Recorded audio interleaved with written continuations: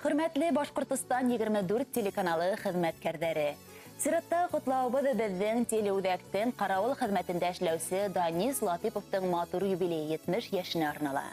Хәзер инде берничә ел рәттән Данис Гатаулы радио-телевидение хезмәткәрләренең тыныслыгы хакында торучыларның бере. Үз сменаһы булган көндәрдә бездә уның итәгатьле итеп хөрмәт белән карап елмаюы каршы ала кисен озатып кала.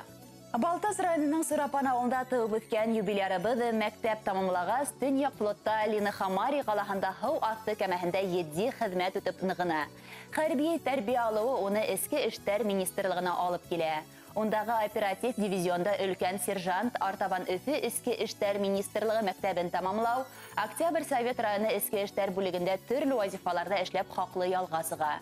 Өфелә яшәһә Данис Гатаулы Кушнаренко районындагы йортка барып, буш вакытын файдалы итеп үткәрә. Өлгеле гаилә башлыгы, яшелсә емешендә үстерешә, утында яра. Яны Эдгар менән аралашуга да вакыт таба икән. Өфелә яшәүче хөрмәтле Данис Гатаулы Латипов улы юбилейгы 70 яшәгә дайканлы хатыныгыз Роза Бары кызынан, улыгыз Артур, киленегез Айгөлдән, бәләкәй Эдгардан, барлык тугандарыгыз, якындарыгыз, дусларыгыздан, Башкортстан дәүләт телерадиокомпаниясындагы коллегаларыгыздан һезгә ихлас котлаулар һәм музыкаль бүләк.